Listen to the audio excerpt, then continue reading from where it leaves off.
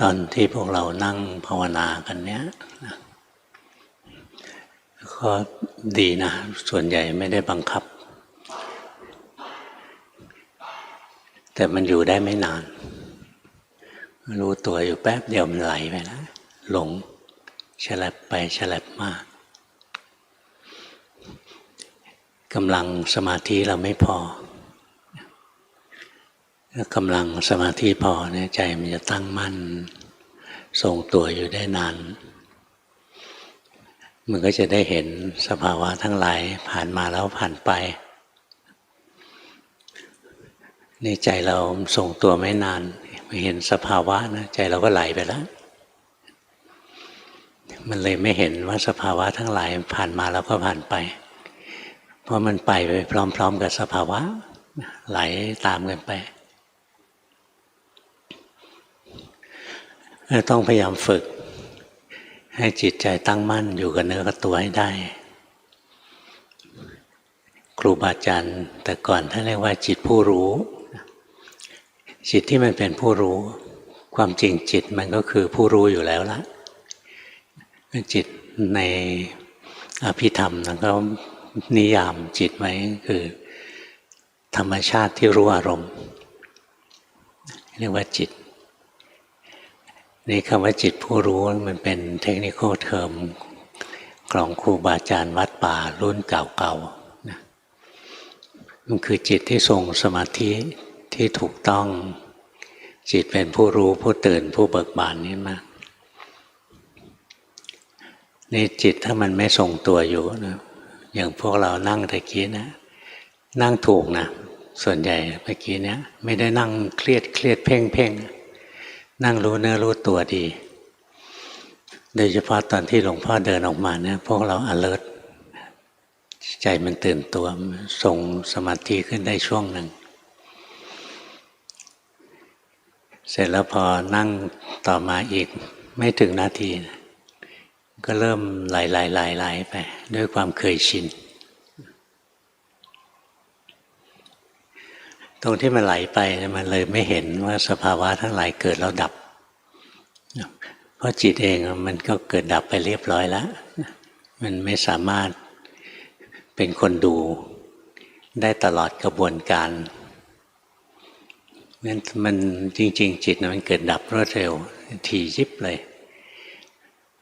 จิตผู้รู้มันก็เกิดดับแต่ทำไงมันจะมีจิตผู้รู้เกิดดับต่อเนื่องกันยาวๆหน่อยมีจำนวนมากๆหน่อยไม่ใช่มีแวบเดียวหลงไปอีกยาวเลยรู้ตัวอีกแวบหนึ่งหลงอีกยาวเลย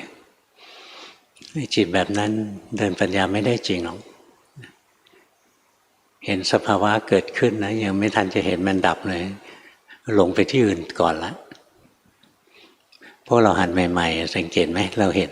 สภาวะเกิดขึ้นนะแต่ไม่ค่อยเห็นมันดับไปเพราะเราหลงไปซะก่อนที่จะเห็นมันดับงั้นการฝึกจิตให้ตั้งมั่นอยู่กับเนื้อกับตัวนะเป็นเรื่องใหญ่สำหรับการปฏิบัติไม่ใช่สมาธิแบบเคลิ้มด้วยไม่ใช่สมาธิออกนอกเห็นโน้นเห็นนี่นะเป็นสมาธิที่จิตตั้งมั่นเป็นคนรู้คนดูเป็นผู้รู้ผู้ดูวิธีที่เราจะฝึกให้ได้สมาธิชนิดนี้นะเราก็ต้องทำกรรมฐานสักอย่างหนึ่งต้องให้จิตมีเครื่องอยู่หลวงพ่อพุธท่านใช้คำว่าให้จิตให้มีเครื่องรู้ของจิตให้มีเครื่องระลึกของสติเครื่องรู้ของจิตเครื่องระลึกของสติก็คือตัววิหารธรรมอันใดหนึ่งเป็นเครื่องรู้ของจิตเป็นเครื่องระลึกของสติระลึกอยู่หมายถึงว่ามันมีอยู่ก็รู้มันหายไปก็รู้คอยรู้ทันมันงั้นเราหัดกรรมฐานนะเริ่มต้นพุทโธไปก็ได้หรือหายใจเข้าพุทหายใจออกโธก็ได้หรืออย่างอื่นก็ได้จะขยับไม้ขยับมือจะดูท้องพองยุบหรือจะบริกรรมอย่างอื่นไม่ใช่พุทโธก็ได้แต่จุดสำคัญก็คือเมื่อทำกรรมฐานนั้นใดอันหนึ่งแล้วเนี่ย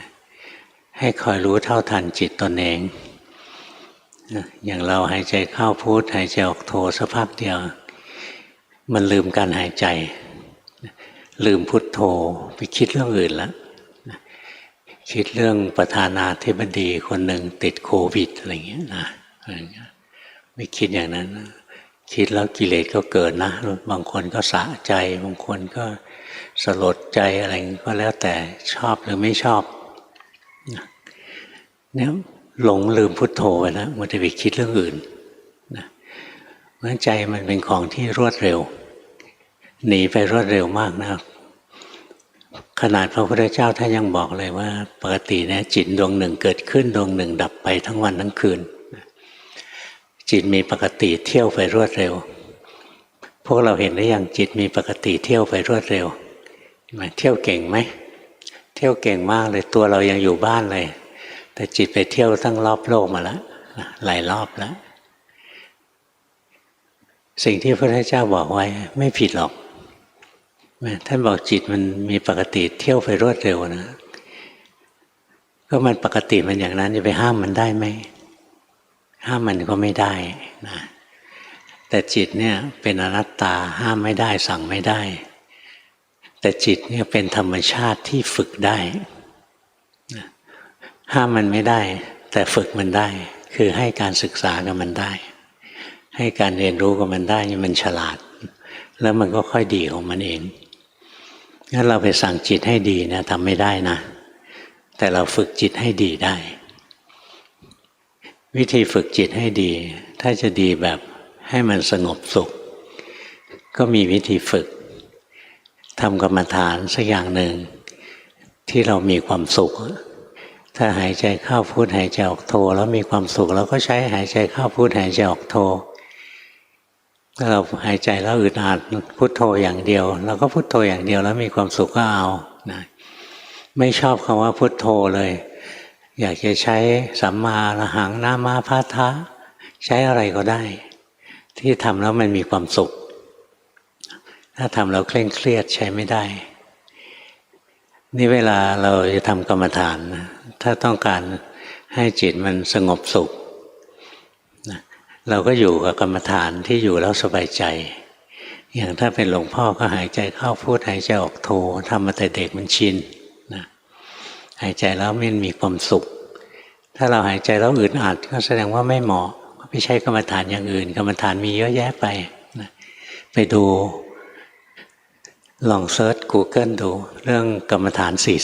40ในตำราจะไว้40อย่างในทางปฏิบัติจริงนับไม่ถ้วนอย่างพระจุลปันธกะท่านท่องบทสรรเสริญพระพุทธเจ้าเนี่ยท่องไงก็จำไม่ได้พระพุทธเจ้าให้ท่านขยี้ผ้าขาวขยี้ผ้าเช็ดหน้าขาวๆเนี่ยบริกรรมสั้นๆผ้าเช็ดฝุ่นย่อมเช็ดฝุ่นบริกรรมนิดเดียวแค่นี้อย่างนี้จำได้บอกระโชหรนังระชังหรติระโชหรนังระชังหรติท่องแล้วสบายใจฟังแล้วสบายใจไหมประโยคนี้ระโชหรนังระชังหรติฟังแล้วแหมม่วนเนาะฟังแล้วมีความสุขถ้าฟังแล้วรำคาญไม่ได้ผลพอมีความสุขนะอย่าจงใจให้สงบเราอยู่กับอารมณ์กรรมฐานที่มีความสุขอยู่เล่นๆไปอย่างนั้นแหละสงบก็ช่างไม่สงบก็ช่างนะสงบหรือฟุ้งซ่านก็ไม่เป็นไรอยู่กับอารมณ์ที่มีความสุขไปพอจิตมันหมดความจงใจสมาธิจะเกิดขึ้นครูบาอาจารย์องค์หนึ่งของหลวงพ่อนะคือหลวงพ่อพุธฐานิโยท่านสอนบ่อยๆเลยสมาธิเริ่มเมื่อหมดความจงใจวิปัสสนาเริ่มเมื่อหมดความคิดท่านสอนสั้นๆ2 ประโยคนะคลุมเรื่องของการทำสมถะและวิปัสสนาไว้ทั้งหมดละสมถะเริ่มเมื่อหมดความจงใจงั้นเราต้องการให้จิตสงบเราก็ทำสมถะทำกรรมฐานอะไรแล้วสบายใจก็ทำไปสงบก็ช่างไม่สงบก็ช่างนะขอได้ทำเท่านั้นแหละพอใจแล้วเมื่อเราหมดความจงใจใจก็หมดความโลภนะไม่โลภ ใจไม่โลภใจก็มีสติอยู่นะอยู่กับอารมณ์กรรมฐานไปสบายๆเดี๋ยวมันจะรวมของมันเองนะจะรวมลงไปสว่างสวัยขึ้นมามันเป็นของมันเองอย่างคนที่มีวสีชำนาญในการทำสมาธิสงบเร็วนะไม่ใช่ไปบังคับจิตให้สงบนะไม่ใช่เนี่ยไม่สงบหรอกแต่มีชั่วโมงบินสูงในการทำสมถะเนี่ยสามารถรู้อารมณ์กรรมฐานนะด้วยใจที่เป็นกลางได้ใจที่สบายๆสงบก็ช่างไม่สงบก็ช่างนะเนี่ยหลวงพ่อหลับตาลงไปนะก็มีปีติมีความสุขแล้วงั้นอยู่ที่การฝึกของเราแต่ถ้าเราจงใจให้สงบมันจะไม่สงบเวลาเราจงใจหลับจะหลับง่ายไหมอยากหลับคืนนี้นอนไม่หลับเลยพรุ่งนี้จะต้องไปทำงานแต่เช้ามืดอยากหลับแล้วหลับไหมยิ่งเครียดยิ่งไม่หลับเลยใครเป็นคนหลับยากบ้างหลวงพ่อจะสอนคาถาให้ยกมือซิมีไหมถ้าไม่มีจะไม่ได้ไม่สอนไม่มีมี2-3 คนมีจำนวนน้อยเดี๋ยวเลิกแล้วมาตรงนี้จะสอนให้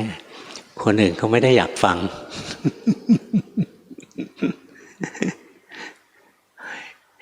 ง่ายๆเลยนะท่องไว้หลับก็ช่างไม่หลับก็ช่าง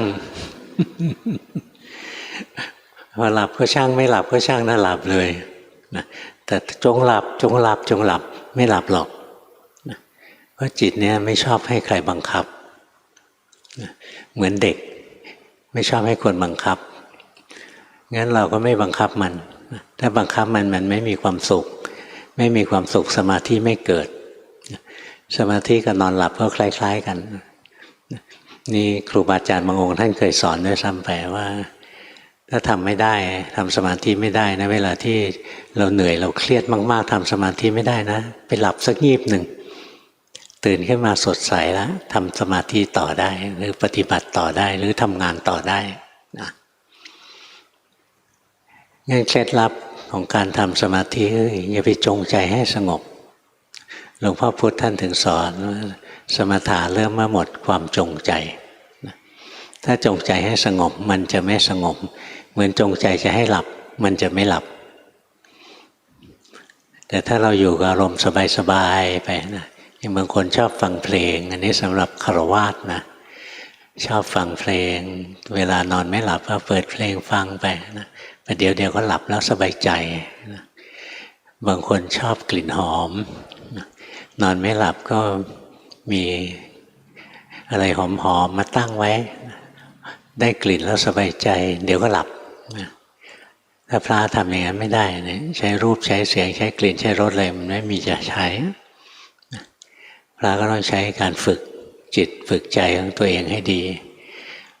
วางใจให้เป็นกลางไม่ให้มีน้ำหนักเวลาเราจะให้ใจได้พักผ่อนเนี่ยเราวางใจสบายๆไม่ให้เกิดการใช้พลังงานของจิตจิตของเราเนี่ยมันใช้พลังงานตลอดเวลาคิดโน้นคิดนี่บังคับโน้นบังคับนี่นะใช้พลังงานยิ่งกิเลสแรงนะพลังงานยิ่งเปลืองนี่เราสังเกตดูสิลองหลับตาดูลองหลับตาไปก่อนนะแล้วลองทำกรรมฐานทำสมาธิอะไรสักอย่างพุทโธไปก็ได้หายใจไปก็ได้แล้วเราสังเกตดู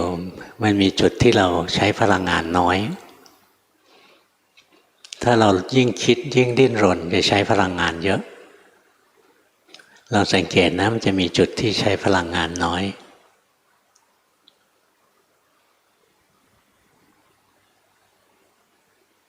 ไม่แกล้งน้อยนะถ้าแกล้งน้อยแล้วทำเป็นเคลิ้มมันนั้นใช้พลังนะทำจิตให้เคลิ้มมันก็ใช้พลังงาน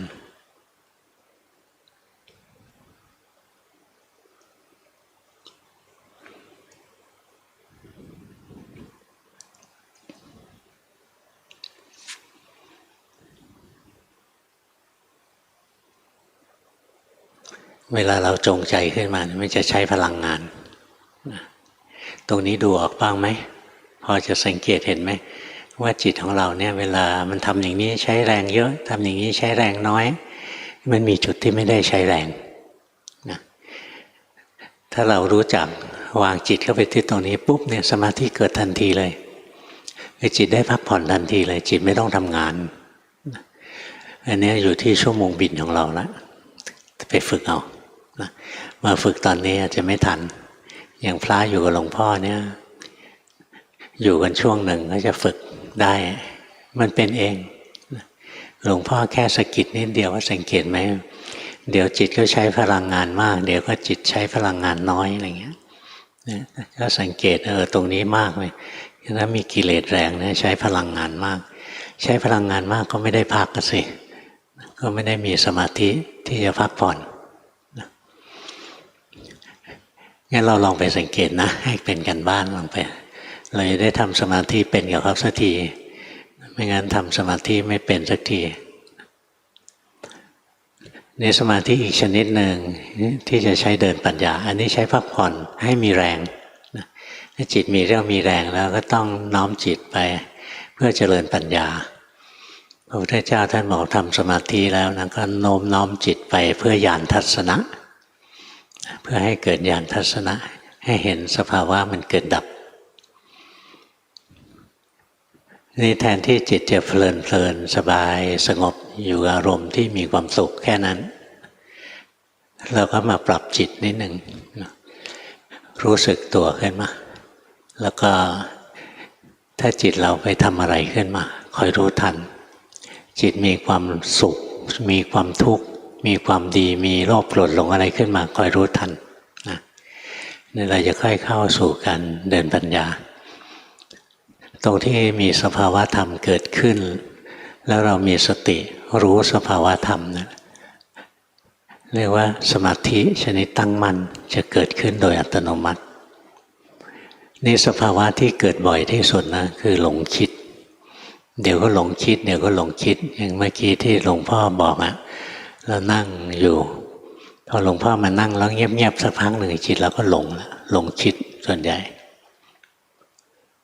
งั้นเราทำกรรมฐานสักอย่างหนึ่งนะพอจิตหลงคิดเนี่ยรู้ทันที่จริงไม่เฉพาะหลงคิดหรอกจิตหลงไปทำอย่างอื่นรู้ทันก็ใช้ได้เหมือนกันแต่ส่วนใหญ่มันหลงคิดก็เลยมุ่งมาที่หลงคิดจิตโกรธรู้ว่าโกรธทันทีที่รู้ว่าโกรธนะจิตผู้รู้ก็เกิดแล้วเหมือนกันหลงไปคิดรู้ว่าหลงไปคิดจิตหลงคิดดับจิตผู้รู้ก็เกิดขึ้นมาตรงที่มันมีจิตเป็นผู้รู้แล้วเนี่ยฝึกไปเรื่อยๆนะ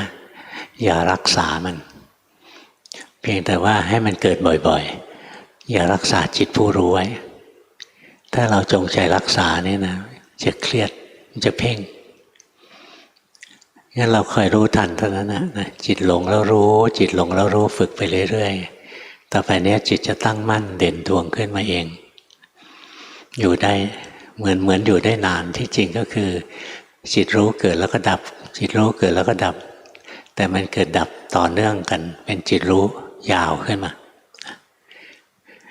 ไม่งั้นถ้าเราไม่ได้ฝึกนะมีจิตรู้แวบเดียวเราก็จิตหลงอีกยาวเลยนานๆมีจิตรู้ทีหนึ่งอย่างนั้นเจริญปัญญาไม่ได้กำลังไม่พอนี่เราจะเห็นสภาวะทั้งหลายผ่านมาผ่านไปได้เนี่ยอาศัยจิตรู้จำนวนมากนะในการรู้แต่ละรอบเนี่ยเพราะจิตเกิดดับรวดเร็วมากแต่ถ้าจิตที่เกิดดับเนี่ยเป็นจิตรู้ล้วนๆเลยเยอะจำนวนมากมันก็จะสามารถเห็นความเปลี่ยนแปลงของสภาวะทั้งหลายได้สัญญาความจำเนี่ยจะเข้าไปหมายว่าโอ้มันไม่เที่ยงเนาะ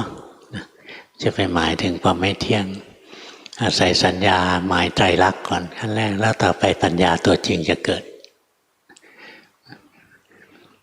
ไม่เป็นเรื่องประณีตนะเรื่องของจิตใจค่อยๆเรียนไม่ต้องกลุ้มใจหลวงพ่อพุธสอนนะสมถะเริ่มมาหมดความจงใจนะเราจงใจให้สงบจะไม่สงบทำกรรมฐานที่สบายใจมันจะสงบนี่พอใจมีเรี่ยวมีแรงพอนะใจมันเริ่มทำงานมันพักพอแล้วมันจะสน มันก็เคลื่อนไหลไปคิดเรารู้ไหลไปคิดเรารู้มันจะได้จิตผู้รู้ขึ้นมาได้สมาธิชนิดที่สองขึ้นมาสมาธิอย่างที่สองเอาไว้เดินวิปัสสนาหลวงพ่อพูดสอนบอกว่าวิปัสสนาเริ่มเมื่อหมดความคิดตรงไหนที่หมดความคิดก็ตรงที่มีจิตรู้ไงเพราะจิตรู้กับจิตคิดมันตรงข้ามกันถ้าจิตยังหลงอยู่ในโลกของความคิดไม่มีจิตรู้จะไม่เห็นไตรลักษณ์แต่ได้อย่างมากที่สุดก็คือคิดเรื่องไตรลักษณ์แต่ไม่เห็นตัวไตรลักษณ์เพราะฉะนั้นเราจะต้องฝึกจนจิตมันเป็นคนรู้นะแล้วก็เห็นสภาวะทั้งหลายผ่านมาผ่านไปผ่านมาผ่านไปแต่ถ้าตัวรู้เราตายมันจะกลายเป็นตัวคิดแต่ถ้ามันมีตัวรู้มันก็จะเดินปัญญาหลวงพ่อพูดถึงบอกวิปัสสนาเริ่มเมื่อหมดความคิดก็คือวิปัสสนาเริ่มเมื่อมีผู้รู้นั่นเองใจเราเป็นผู้รู้แล้วเราก็เดินวิปัสสนาได้เดินปัญญาได้เราจะเห็นเลยเช่นความสุขเกิดขึ้นในใจเกิดขึ้นอยู่ชั่วคราวแล้วก็ดับไปความทุกข์เกิดขึ้นในใจเกิดขึ้นชั่วคราวแล้วก็ดับไปทำไมต้องมีตัวรู้เยอะๆเพราะว่าไม่งั้นอย่างบางทีนะมันยังไม่ทันจะดับเราก็หลงไว้ที่อื่นซะก่อนละอย่างร่างกายเราเนี่ยยิ่งโดยเฉพาะร่างกายนะมันเปลี่ยนแปลงช้าใช้จิตจำนวนมากเลยถึงจะรู้ร่างกายเปลี่ยนแปลงได้ใช้จิตจำนวนมากถ้าเป็นนามธรรมเนี่ยใช้จิต7 ขณะจะรู้สภาวะได้ชัดๆใช้จิต7 ขณะดวงเดียวไม่รู้เรื่องนั่นต้องพยายามฝึกตัวเองนะให้จิตผู้รู้มันเกิดบ่อยๆเกิดทีพอจิตผู้รู้เกิดทีแล้วเนี่ยเวลาไปเดินปัญญานะจะไม่ใช่เรื่องยากอีกต่อไปเราจะรู้สึกด้วยซ้ำไปว่าเราไม่ได้ทำอะไรเลยจิตมันเดินปัญญาของมันเองเราไม่ได้ทำถ้าเราทำเนี่ยเรายังโลภอยู่ปัญญาไม่เกิดหรอกยากไปไหมที่หลวงพ่อสอนใครรู้สึกยากสารภาพมาเดี๋ยวจะสอนแบบง่ายๆให้ไม่มีนะงั้นจะสอนให้ยากกว่านี้อีก เห็นไหมตอนที่หัวเราะใจมันเผลอแล้วรู้สึกไหมเนี่ยหัดรู้อย่างนี้นะงั้นเราหายใจเข้าพุทหายใจออกโทหรือทำกรรมฐานสักอย่างหนึ่งพอมีอารมณ์มากระทบอย่างมีเสียงหลวงพ่อมากระทบสัญญาเราแปลความหมายพอแปลความหมายเสร็จสังขารก็ขำนะใจมันขำขึ้นมาตอนขำขึ้นมาเนี่ยมันลืมรู้ตัวเองแล้วเราสามารถขำได้โดยรู้ตัวนะแต่ขำโดยไม่รู้ตัวเนี่ยเรียกว่ามีโมหะมีกิเลส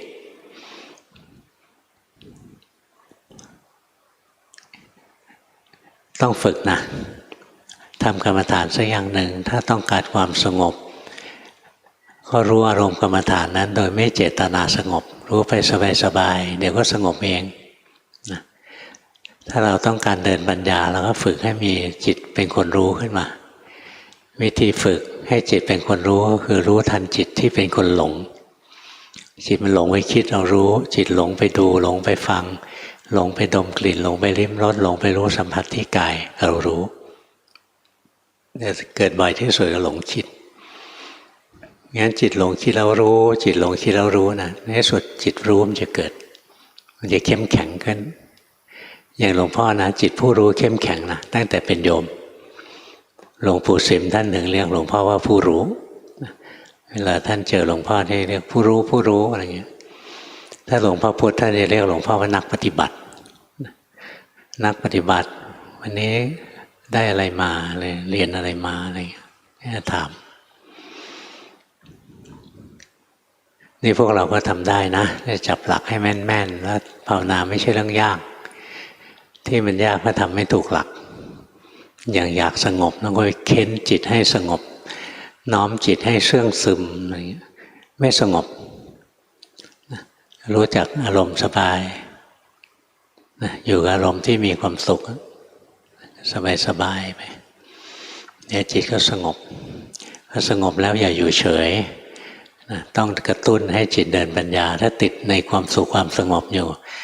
ยังไม่ดีพอเพราะศาสนาพุทธไม่ได้มุ่งไปจบที่ความสงบต้องเจริญปัญญาการเจริญปัญญาก็เป็นทางผ่านนะเป็นแค่ทางผ่านนะสิ่งที่ต้องการจริงๆคือความหลุดพ้นจากกองทุกข์นี่ก็ต้องฝึกวิธีเจริญปัญญาขั้นแรกแยกกายแยกใจแยกรูปแยกนามอย่างตอนนี้เรานั่งอยู่รู้ไหมร่างกายนั่งขณะนี้ร่างกายนั่งอยู่รู้สึกไหมรู้สึกหรือเปล่าร่างกายนั่งลองยิ้มซิยิ้มหวานรู้สึกไหมร่างกายยิ้มอะไรเงี้ยรู้สึกเอาไม่ใช่นั่งเพ่งนะบอกยิ้มยิ้มอย่างนั้นไม่ดีนั่งอยู่รู้ว่านั่งรู้ด้วยใจปกติไม่ต้องทำใจเครียดแล้วรู้ว่านั่งใช้ไม่ได้ลองพยักหน้าสิพยักหน้าเห็นไหมร่างกายพยักหน้ารู้สึกไหมร่างกายพยักหน้าลองสายสิรู้สึกไหมร่างกายสายหน้าลองขยับสิขยับมือรู้สึกไหมร่างกายขยับต้องทำจิตให้แข็งไหมเพื่อจะรู้ว่าร่างกายขยับไม่ต้องเลยใช้จิตที่ปกตินี่เองรู้ร่างกายมันขยับนี่กรรมฐานจริงๆไม่ใช่เรื่องยากใช้จิตใจที่ปกตินะไปรู้กายอย่างที่กายกำลังเป็นไปรู้จิตอย่างที่จิตเพิ่งจะเป็นนะไม่เหมือนกันนะร่างกายกำลังเป็นหรือร่างกายกำลังเคลื่อนนะเลยใช้จิตปกติไปรู้ไม่ใช่จิตเครียดไปรู้ถ้ารู้ความรู้สึกความรู้สึกเกิดก่อนแล้วเราก็มีสติตามรู้ไปใช้จิตใจปกตินี่แหละนะตามรู้สภาวะธรรมที่เกิดขึ้นมันโกรธขึ้นมาใช้ใจปกตินี่แหละไปดูจะเห็นนะความโกรธมันผุดขึ้นมาความโกรธไม่ใช่จิตความโกรธเป็นสิ่งแปลกปลอมไม่ใช่จิตนะจิตเป็นคนรู้ความโกรธจิตไม่ได้โกรธด้วยนะมันแยกความโกรธกับจิตมันแยกออกจากกันนะอย่างนี้เรียกว่าเราแยกขันธ์เป็นความโกรธอยู่ในสังขารขันธ์จิตอยู่ในวิญญาณขันธ์ขันธ์เราแยกนะการแยกขันธ์เป็นจุดตั้งต้นของการเจริญปัญญาการแยกขันธ์เป็นจุดตั้งต้นของการเจริญปัญญาเมื่อพอเรารู้ตัวได้แล้วเราดูเราสิร่างกายก็ถูกรู้จิตเราเป็นคนรู้ร่างกายนั่งจิตเป็นคนรู้ร่างกายยืนร่างกายเดินร่างกายนอนจิตเป็นคนรู้ร่างกายเคลื่อนไหวร่างกายหยุดนิ่งจิตเป็นคนรู้ร่างกายหายใจออกร่างกายหายใจเข้าจิตเป็นคนรู้เนี่ยเบื้องต้นฝึกอย่างนี้เลยนะถ้าจะเจริญปัญญาแยกขันธ์ออกไปร่างกายกระพริบตาเมื่อกี้แมงวันมาเห็นไหมมีโยมแมงวันมันจะมาตอมตาตอนนั้นจิตไปอยู่ที่ไหนจิตอยู่ที่แมงวันนะถ้าตายไปจะไปเป็นลูกแมงวันนะตายแล้วจะได้เป็นลูกแมลงวันเป็นหนอนงั้นเราเนี้ยกระดุกกระดิกอะไรเนี้ยนะเห็นร่างกายเคลื่อนไหวใจเป็นคนรู้ไว้แล้วถ้าสติเราว่องไวขึ้นสมาธิเราดีขึ้นเราเห็นจิตมันเคลื่อนไหวใจเขาเป็นคนรู้จิตมีความสุขความสุขก็เป็นของถูกรู้ความสุขไม่ใช่จิตมีความทุกข์เกิดขึ้นความทุกข์เป็นของถูกรู้ความทุกข์ก็ไม่ใช่จิตจิตเป็นแค่คนรู้นะโลภโกรธหลงเกิดขึ้นโลภโกรธหลงก็ไม่ใช่จิตจิตเป็นแค่คนรู้เนี่ยค่อยๆแยกค่อยๆดูไปแล้วต่อไปปัญญามันจะเกิดวิปัสสนามันจะเกิดมันจะเห็นเลยนะร่างกายที่หายใจเข้าก็อยู่ชั่วคราวร่างกายที่หายใจออกก็ชั่วคราวร่างกายยืนเดินนั่งนอนก็ชั่วคราวร่างกายเคลื่อนไหวร่างกายหยุดนิ่งก็ชั่วคราวความสุขเกิดขึ้นก็ชั่วคราวความทุกข์เกิดขึ้นก็ชั่วคราวความไม่สุขไม่ทุกข์เกิดขึ้นก็ชั่วคราวนี่มันจะเห็นเลยนะเห็นอย่างนี้เรามันเดินวิปัสสนาแล้วต้องเห็นนะไม่ใช่คิดถ้าคิดยังไม่ใช่วิปัสสนาหลวงพ่อพูดถึงสอนเนี่ยวิปัสสนาเริ่มเมื่อหมดความคิดอย่างถ้าเราคิดเรื่องไตรลักษณ์เนี่ย เป็นการเจริญปัญญาขั้นต้นๆเรียกสัมมาสนญาณยังไม่ขึ้นอุทยพยญาณวิปัสสนาเริ่มที่อุทยพยญาณคือเห็นไม่ใช่คิดเห็นสภาวะธรรมทั้งหลายเกิดขึ้นแล้วดับไปตัวนั้นถือเป็นวิปัสสนาเลยขั้นคิดไปงั้นท่านถึงสอนว่าวิปัสสนาเริ่มเมื่อหมดความคิดเนี่ยท่านพูดนะตรงเป๊ะเลยนะคนฟังไม่รู้เรื่องไปหัวเราะท่านว่าท่านภาวนาไม่เป็น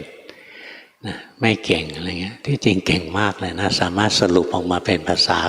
ของมนุษย์ยุคปัจจุบันได้นะถ้าพูดให้คนฟังคนเรียนปริยัติรู้เรื่องแล้วพูดถ้ายังอยู่ในสัมมาสนญาณก็ไม่ขึ้นวิปัสสนาญาณฟังรู้เรื่องไหมฟังได้แต่ไม่รู้เรื่องสัมมาสนญาณนะคือการคิดเรื่องไตรลักษณ์ร่างกายเราไม่เที่ยงนะเกิดแล้วก็ตายอะไรเงี้ยอันนี้ยังไม่ขึ้นวิปัสสนาวิปัสสนาต้องเห็นเช่นเห็นร่างกายหายใจออกเกิดขึ้นแล้วก็ดับร่างกายหายใจเข้าเกิดแล้วก็ดับเห็นความสุขเกิดแล้วดับความทุกข์เกิดแล้วดับเห็นเอาทั้งหมดเลยไม่ใช่คิดเอางั้นใจเนี่ยต้องเป็นผู้รู้ผู้เห็นได้นะขั้นแรกต้องฝึกให้ใจเป็นผู้รู้ขึ้นมามันถึงจะขึ้นวิปัสสนาได้จริงๆงั้นสิ่งที่ครูบาอาจารย์ท่านสอนนั้นแต่ละองค์หลวงพ่อไปเรียนด้วย30-40 องค์ได้นะสมัยนั้นครูบาอาจารย์เยอะเข้าไปเรียนแต่ละองค์ใช้ภาษาที่ไม่เหมือนกันแต่เราฟังรู้เรื่องรู้ว่าท่านพูดเรื่องเดียวกันแต่พูดภาษาไม่เหมือนกันเท่านั้นเองงั้นธรรมะมันลงเป็นเนื้อเดียวกันเลยพูดกันรู้เรื่องจำได้ไหมที่สอนวันนี้เนื้อหาค่อนข้างเยอะนะงั้นเราไปฟังซ้ำบางคนเจตนาฟังไลฟ์สดเนี่ยนะเพื่อจะรับพลังถามว่าตอนหลวงพ่อไลฟ์สดแล้วฟังแล้วมีพลังไหมมีนะถึงไปฟังอยู่ประเทศอื่นก็มีเพราะอะไรเพราะมันสดร้อนธรรมะสดร้อนๆนั้นมันมีพลังธรรมะแห้งๆนะพลังอ่อนลงไปนี่บางคนนะโง่คิดจะฟังเอาพลังแทนที่จะคิดฟังแล้วรู้วิธีปฏิบัติแล้วลงมือปฏิบัติแล้วเกิดพลังด้วยตัวเองงั้นเราฟังเพื่อให้รู้วิธีปฏิบัตินะดังนั้นฟังตรงนี้ยังไม่เข้าใจไปฟังซ้ำเอาให้มันเข้าใจวิธีปฏิบัติถ้าเราต้องการความสงบเราอยู่กับอารมณ์กรรมฐานที่มีความสุขไม่เจตนาให้สงบแล้วมันสงบเองถ้าเราต้องการฝึกจิตให้เป็นผู้รู้มีสมาธิชนิดเป็นผู้รู้เราก็ทำสตินะรู้ทันจิตที่เป็นผู้หลงจิตหลงไปคิดเรารู้ทำกรรมฐานไปพุทโธพุทโธจิตหลงไปคิดเรื่องอื่นเรารู้นี่เราจะได้จิตผู้รู้ทันทีที่รู้ว่าหลงก็จะได้จิตผู้รู้พอมีจิตผู้รู้แล้วอย่ารู้ตัวอยู่เฉยๆต้องเดินปัญญาวิธีเดินปัญญาก็คือแยกขันธ์ซะก่อนร่างกายนั่งร่างกายยืนร่างกายเดินร่างกายหายใจออกหายใจเข้าร่างกายเคลื่อนไหวร่างกายหยุดนิ่งอะไรจิตเป็นคนดูอย่างที่หลวงพ่อให้ยิ้มให้พยักหน้าตะเกียรู้สึกไหมจิตเป็นคนรู้ไม่ต้องไปหาว่าจิตอยู่ตรงไหนนะแค่รู้ว่าร่างกายนี้มันถูกรู้เวลามีสุขมีทุกข์ขึ้นมาก็เห็นไอ้สุขทุกข์มันถูกรู้เวลาโลภโกรธหลงขึ้นมาก็เห็นไอ้โลภโกรธหลงมันถูกรู้เนี่ยพอมันมีผู้รู้กับสิ่งถูกรู้นะมันจะเห็นเลยทุกอย่างที่เกิดดับทั้งสิ้นเลยนะสิ่งที่ถูกรู้ทั้งหมดเกิดแล้วดับตัวผู้รู้เองเกิดแล้วก็ดับแต่ตัวนี้เห็นยากกว่าอย่าไปดูตัวผู้รู้โดยตรงนะจะไปหลงเพ่งอย่างร้ายแรงเลยแก้ยากถ้าไปเพ่งตัวผู้รู้แล้วติดกันเป็นปีนะแก้ยากเราต้องฝึกไม่เพ่งอะไรสักอย่างนะ อยู่กับปัจจุบันไปแต่สำนวนบาลีนะในพระไตรปิฎกใช้เพ่งพราหมณ์ผู้มีความเพียรเพ่งอยู่อะไรเงี้ยนั้นสำนวนแปลสำนวนแปลไม่รู้จะใช้คำอะไรให้มันตรงกับสภาวะใช้คำว่าเพ่งนะเพ่งลักษณะคือเพ่งสภาวะถ้าเพ่งสภาวะเป็นสมถะเพ่งลักษณะนะเป็นวิปัสสนานะใช้เพ่งภาษามนุษย์นะมันไม่สามารถสื่อธรรมะได้ตรงๆหรอกมันจะเหลื่อมอยู่นิดนึงอยู่เรื่อยๆนะ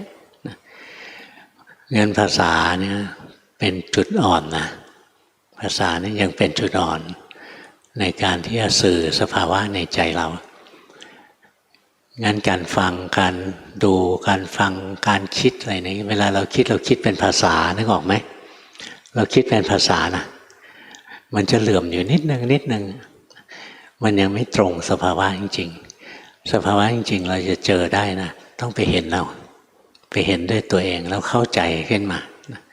ไอ้ที่ท่านว่าเพ่งก็สำนวนว่าเพ่งที่จริงก็คือรู้ลงปัจจุบันไปนะอย่างเงี้ยเราจะรู้ด้วยตัวเองในภาษาบางทีหลอกให้เราหลงไป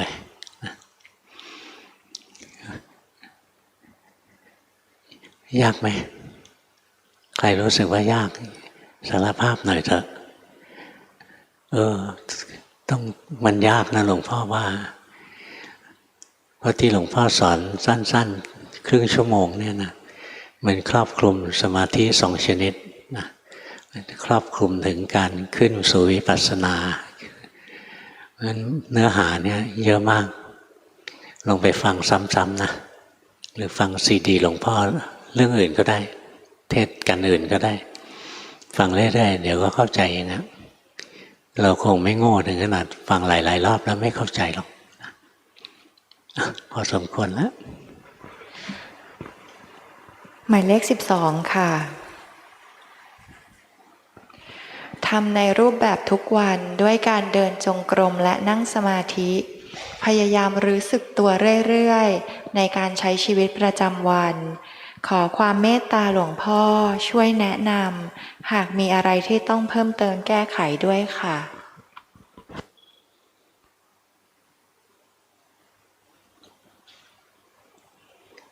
ภาวนาก็ดีขึ้นแล้วล่ะนะพยายามรู้สภาวะไปว่าจิตมันหลงไปคิดก็รู้มันยังหลงคิดเก่งอยู่มันไหลไปคิดเรารู้เพ่งไม่มากนะแต่หลงมากกว่าเพ่งเพราะงั้นเวลามันหลงไปเนี่ยรู้ไวๆหน่อยเท่านั้นแหละไม่ใช่ห้ามว่าห้ามหลงนะหลงก็ได้แต่อย่าหลงนานอยู่กับพุทโธอยู่กับลมหายใจไปจิตมันหลงไปเรื่องอื่นจะได้รู้ทันไวๆถ้าเราไม่มีวิหารธรรมมันจะหลงยาว รู้เรื่องไหมรู้เรื่องก็นั่งลงหมายเลข36ค่ะส่งการบ้านรอบ1 ปีหลวงพ่อบอกให้เกิดอะไรขึ้นก็ให้รู้หนูก็ไปดูและรู้เท่าที่รู้ได้1 ปีนี้หนูได้เห็นว่าความทุกข์ความสุขความเฉยเฉยเกิดแล้วก็ดับตัวรู้เดี๋ยวมันก็ไปดูเดี๋ยวก็ไปคิดหนูเห็นว่าจิตมันไหวเพราะมีความอยากคอยผลักให้จิตไม่อยู่ในสภาพเดิมมันทุกข์เห็นจิตดวงหนึ่งเกิดขึ้นดับมีช่องว่างขึ้นแล้วจิตดวงใหม่เกิดขึ้นมันก็จะจำสภาวะของจิตดวงก่อนมาทำงานต่อคำถามคือตอนนี้หนูอยู่กับรู้ไหลประคองหน่อยหนูควรปฏิบัติอย่างไรต่อไปคะจิตไปอยู่กับอะไรก็รู้ว่ามันอยู่อย่างนั้นแหละไม่ต้องไปห้ามมันหรอกนะจิตมันชอบกังวลก็รู้ว่ามันกังวลดูออกไหมจิตมันกังวลเก่งนะก็รู้ว่ามันกังวลจิตเป็นไงรู้ว่ามันเป็นอย่างนั้นแหละอย่างตอนนี้จิตมันประคองอยู่ก็รู้ว่ามันประคองอยู่รู้อย่างที่มันเป็นนะใจหนูมันยังดิ้นรนสูงอยู่ตรงที่มันดิ้นรนมันจะทุกข์นะเรารู้เท่าทันเลยเนี่ยใจดิ้นรนแล้วมันอยากดีแล้วมันอยากพ้นทุกข์แล้วรู้ว่ามันอยากเข้าไปเลยแล้วมันจะค่อยดีเองแหละหมดอยากเมื่อไหร่ก็หมดทุกข์เมื่อนั้นแหละหมายเลข51ค่ะเข้าใจว่าเห็นการเกิดดับของจิตจากตอนที่คุยแล้วหยุดแล้วเห็นความรู้สึกมันหุบหรือดับไปสู่ความว่างและในการดูบางทีก็ตั้งความคิดนำหน้าว่าความรู้สึกนึกคิดทั้งหลายเกิดขึ้นเองตามเหตุปัจจัยไม่ใช่ตัวเราบันดาลให้เกิดเช่นนี้ถูกต้องหรือไม่ครับ ตรงที่เราคิดว่ามันเกิดเองมันดับเองไม่ใช่เราสั่งอะไรเนี่ยนะมันยังไม่ขึ้นวิปัสสนานะตรงที่คิดเอามันแค่เราคิดเรื่องไตรลักษณ์แต่ที่พูดถึงตะเกียว่าคุยอยู่แล้วเห็นจิตมันบานออกมาจิตมันหุบลงมาอันนี้เห็นจริงๆนะเห็นอย่างนั้นแหละดีแต่ถ้ามันไม่เห็นนะถึงค่อยไปคิดเรื่องไตรลักษณ์แต่ถ้ามันเห็นอยู่อย่าไปคิดเอาให้เห็นเอาจิตไม่ถึงฐานดูออกไหมขณะนี้จิตมันกว้างๆออกข้างนอกใช้พยักหน้าไม่ต้องพูดเนาะเราเพ่งอยู่รู้ไหมมันแน่นมันจะมีน้ำหนักเกิดขึ้นเวลาเพ่ง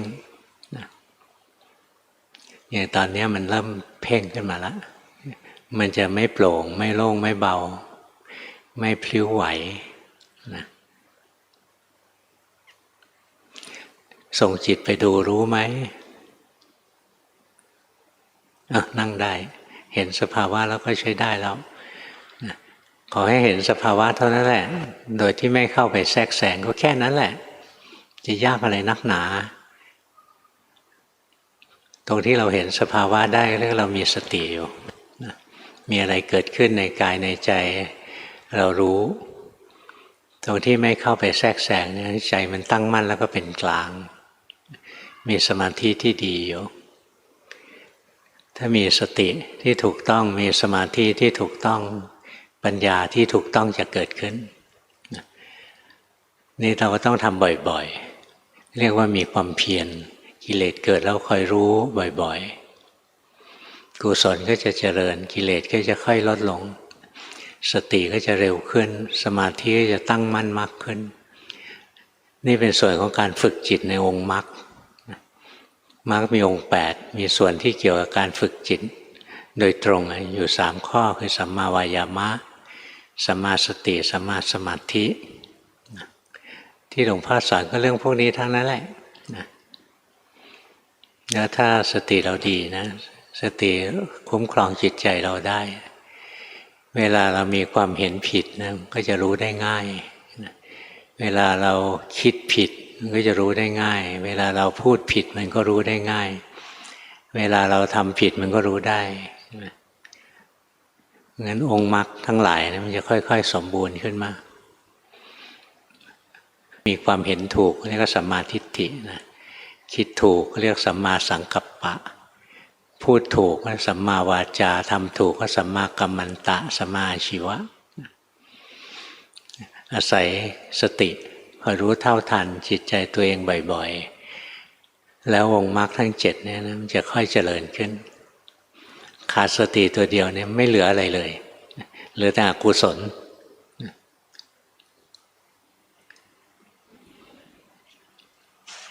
หมายเลข53ค่ะ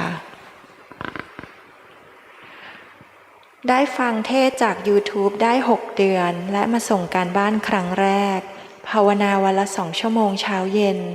สลับเดินจงกรมบางครั้งประจำวันดูร่างกายทำงานผมปฏิบัติได้ถูกต้องไหมครับถ้าถูกต้องจะได้ไปปฏิบัติต่อครับของโยมถูกแล้วนะปฏิบัติถูกแล้วฝึกไปเรื่อยๆอย่าหวังผลนะถ้าหวังผลมันจะไม่ได้อะไรมันจะเหน็ดเหนื่อยถ้าทำไปถือว่าเราปฏิบัติเป็นพุทธบูชาปฏิบัติทุกวันไปแล้วมันดีเองอะช่วงเวลาที่ผ่านมาเนี่ยรู้สึกถึงความเปลี่ยนแปลงของตัวเองไหมดูออกใช่ไหมนั่นแหละมันวินยูชนมันรู้ด้วยตัวเองนะมันรู้ได้ด้วยตัวเองจิตใจเราเปลี่ยนไปเยอะแล้วแทนที่เราจะไปนั่งเพ่งให้เคร่งเครียดนะมันไม่ใช่อย่างนั้นแล้วใจมันเป็นผู้รู้ผู้ตื่นผู้เบิกบานขึ้นมาแต่พอมันเป็นผู้รู้ผู้ตื่นผู้เบิกบานแล้วเราไม่ประคองจิตให้นิ่งๆเหมือนตอนนี้นะเราก็เห็นกายมันทำงานเห็นจิตมันทำงานไปเรื่อยอย่างตอนนี้จิตไปคิดรู้ว่าจิตไปคิดจิตเป็นยังไงรู้มันไปที่ฝึกจะถูกแล้วล่ะดีฝึกอีกหมายเลข68ค่ะปฏิบัติด้วยการรู้สึกตัวเดินจงกรมตลอดทุกวันรับรู้อาการไหวๆกลางอกแรกรุนแรง แต่ช่วงหลังเบาขึ้นขอความเมตตาจากหลวงพ่อแนะนำการปฏิบัติที่ยิ่งขึ้นไปเพื่อพัฒนาต่อไปได้ค่ะเรียนรู้สิ่งที่ผิดของตัวเราเองนะอย่างเวลาเราหลงเราก็รู้ว่าหลงเวลามันไปเพ่งเราก็รู้ว่าเพ่งเรื่องเพ่งมันก็ยังมีอยู่เวลาเพ่งมันจะมีน้ำหนักขึ้นในใจตัวนี้รู้ใช่ไหมนั่นแหละดีมันจะมีจุดซึ่งเป็นแค่รู้เฉยๆไม่เข้าไปแทรกแซงจุดนี้นานๆเจอทีไม่เป็นไรส่วนใหญ่ไม่หลงไปก็ไปเพ่งเอาไว้อันนั้นเป็นทุกคนนะที่ฝึกอยู่ดีแล้วละฝึกถูกแล้วพยายามสังเกตไปเรื่อยๆอย่างขณะนี้จิตไม่ตั้งมั่นจิตไม่เข้าฐานตัวนี้ดูออกไหมจิตมันกว้างๆจิตมาอยู่ที่หลวงพ่ออะไรเงี้ยรู้ว่าจิตมันออกนอกตรงที่เรารู้สิ่งที่ผิดนะพอมันไม่ผิดมันก็ถูกของมันเองแหละอย่างตอนนี้จิตไปคิดทราบไหมเนี่ยเราทราบอย่างนี้ใช้ได้นะเราไม่ห้ามว่าห้ามคิดอย่างเงี้ยไม่ห้ามแต่เธอไปคิดแล้วเรารู้ไวๆถ้าอ้าวหลงไปคิดแล้วไม่ว่าเขาต่อไปพอหลงคิดปุ๊บรู้ปั๊บหลงคิดปุ๊บรู้ปั๊บนะตัวรู้เนี่ยจะเด่นดวงขึ้นมาตัวรู้เนี่ยจะเด่นแล้วมันจะเห็นเลยโลกทั้งโลกนี่นะกระเพื่อมไหวอยู่ตลอดเวลาตรงนี้เห็นยังโลกนี้กระเพื่อมไหวใจเราก็กระเพื่อมไหวโลกนี้เหมือนคลื่นที่กระเพื่อมไหวถ้าค่อยๆเรียนไปจะเห็นดีแล้วล่ะที่ฝึกไปฝึกอีกหมายเลข72ค่ะเพิ่งเริ่มปฏิบัติธรรมครับขอให้หลวงพ่อเมตตาช่วยแนะนำการปฏิบัติที่ถูกจริตกับผมด้วยครับที่ฝึกอยู่นี้ใช้ได้นะฝึกอยู่ความรู้สึกตัวอะไรเนี้ยดีนี่ต่อไปพอมันรู้สึกตัวได้อย่างนี้เราก็คอยดูความเปลี่ยนแปลงจิตใจเราเปลี่ยนแปลงทั้งวันคอยรู้ทันมันสุขทุกข์ดีชั่วมาแล้วไปก็คอยรู้ทันฝึกอย่างนี้เรื่อยๆดีในรูปแบบต้องทำนะเพื่อจิตจะได้มีพลังถ้าไม่ทำในรูปแบบเลยนะเหมือนกับไม่ได้พักเลยเดี๋ยวจิตจะอ่อนแรงไปงั้นแบ่งเวลาปฏิบัติในรูปแบบทุกวันจะช่วยให้การภาวนาของเราราบรื่นดีแล้วล่ะที่ฝึกนะฝึกมานานกี่เดือนแล้วเนี่ย6 เดือนเก่ง6 เดือนฝึกได้ขนาดนี้เก่งนะพวกลูกศิษย์รุ่นเก่าๆนะ6 ปียังไม่ค่อยจะได้ อย่างนั่งเพ่งเอาเลยดีแล้วล่ะหมายเลข96ค่ะที่ปฏิบัติอยู่คือตามลมหายใจและจิตไหลไปคิดรู้ทันทำถูกไหมครับถูกและให้ทำต่อไปได้ไหมครับได้เพ่งไปไหมครับตอนนี้เพ่งตะกี้ไม่เพ่ง วิธีดูว่าเพ่งไม่เพ่งนะจะสังเกตมันจะหนักขึ้นมาแน่นขึ้นมาถ้าใจเราหนักใจเราแน่นใจแข็งใจซึมทื่ออะไรเงี้ยเนี่ยเพ่งแน่นอนนะนี่จะห้ามไม่ให้เพ่งเลยเนี่ยมันทำไม่ได้ใหม่ๆมันต้องเพ่งทุกคนแหละนะเพราะมันอยากดีนี่ต่อไปเราฝึกชำนิชำนาญขึ้นนะเราจะรู้ว่าเพ่งนี่ก็เป็นภาระนะเพ่งก็เกิดจากตัณหาอยากดีมันก็ค่อยๆลดการเพ่งลงเหลือเป็นการรู้เอานี่ยิ่งยืนนานยิ่งเพ่งใหญ่เลยรู้สึกไหมถ้ารู้ก็ใช้ได้คือภาวนาไม่มีอะไรมากหรอกเห็นสภาวะได้ไหมนี่ข้อที่หนึ่งอย่างเราเพ่งอยู่รู้ว่าเพ่งหลงไปคิดรู้ว่าหลงไปคิดสุขอยู่รู้ว่าสุขอยู่อะไรเงี้ยทุกข์อยู่รู้ว่าทุกข์อยู่โลภโกรธหลงอยู่รู้ว่าโลภโกรธหลงนี่เรียกว่ารู้สภาวะและอันที่สองก็คือเป็นกลางกับสภาวะจะเห็นนะสภาวะทั้งหลายเกิดแล้วก็ดับไปมาแล้วก็หายไปเราไม่เข้าไปแทรกแซงไม่ใช่มีความสุขก็ไปรักษามีความทุกข์ก็ไปห้ามมันนะเป็นกุศลก็รักษาไว้หรือหิวบุญนะอย่างนี้ไม่ดีใช่ไหมหิวบุญก็ทุกข์นะ เดี๋ยวนี้ดีแล้วเมื่อก่อนหิวบุญนี่เราคอยเรียนรู้มันไปนะเห็นสภาวะไปเห็นด้วยความเป็นกลางดีที่ฝึกอยู่ใช้ได้นะดี ยังติดเพ่งนิดหน่อย หมายเลข143ค่ะเพิ่งเริ่มสนใจปฏิบัติฟังซีดีของพระอาจารย์ในบางส่วนแล้วสนใจอยากเริ่มปฏิบัติโดยเริ่มจากการมองเห็นกายของตนเองแต่บางครั้งกลับรู้สึกเหมือนใจลอยไม่แน่ใจว่าต้องรู้สึกอย่างไรจึงจะถูกต้องและปฏิบัติอย่างไรจึงจะถูกต้องคะก็ร่างกายเคลื่อนไหวใจเราเป็นคนรู้ไปเรื่อยๆนะแล้วพอใจลอยมันก็จะหนีไปเรื่องอื่นไม่คิดเรื่องกายแล้วไม่รู้สึกที่กายแต่จะหนีไปคิดเรื่องอื่นเราก็รู้ทันว่าใจลอยนี่ถ้าเราคอยรู้สึกกายบ่อยๆนะสติมันจะดีขึ้นนะเรียกว่ากายานุปัสสนาสติปัฏฐานมีสติรู้สึกกายเรื่อยๆนะสติมันจะเข้มแข็งขึ้นเรื่อยๆแล้วต่อไปไม่ว่าจิตจะเคลื่อนไหวยังไงมันก็เห็นเองแหละไม่ต้องห่วงมันเห็นได้เองเพราะการดูกายเนี่ยสุดท้ายก็เห็นจิตนะที่ฝึกอยู่ใช้ได้นะแต่ของหนูยังเพ่งแรงไปนิดนึงการเพ่งทั้งหลายเนี่ยเกิดจากโลภอยากดีอยากปฏิบัติอยากรู้ตลอดเวลาอะไรเนี่ยมันจะเพ่งนะถ้าเรารู้ทันเนี่ยก็หายหมดแล้วหรือหลวงพ่อชมนะขอชมเชยพวกที่ส่งกันบ้านวันนี้เรียนไม่นานใช้เวลาไม่มาก5 เดือน6 เดือนอะไรเงี้ยก็สามารถตื่นขึ้นมาได้สามารถแยกขันธ์ออกไปได้ไม่ธรรมดาหรอกในโลกหาคนตื่นเนี่ยยากมากนะแล้วตื่นแล้วก็ยังต้องแยกขันธ์อีกแยกขันธ์แล้วก็เหลืออย่างเดียวเห็นแต่ละขันธ์แสดงไตรลักษณ์เท่านั้นแหละเห็นแสดงไตรลักษณ์เห็นอะไรเห็นขันธ์เห็นยังไงเห็นมันแสดงไตรลักษณ์เพราะฉะนั้นขั้นแรกต้องตื่นขึ้นมาไม่หลงไปอยู่ในโลกของความคิดนี่ว่าจิตมันตื่นขึ้นมาพอมันตื่นแล้วก็หัดแยกขันธ์วิธีฝึกก็ง่ายๆนั่งอยู่เห็นร่างกายมันนั่งใจเป็นคนรู้สึกเห็นไหมร่างกายนั่งมันถูกรู้คอยรู้สึกอย่างเงี้ยร่างกายหายใจมันถูกรู้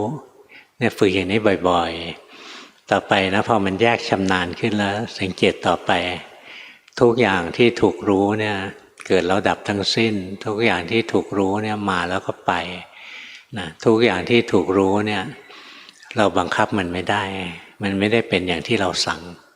อันนั้นแหละคือการเจริญวิปัสสนาการเจริญปัญญาที่แท้จริงนะงั้นมันไม่ได้ยากอะไร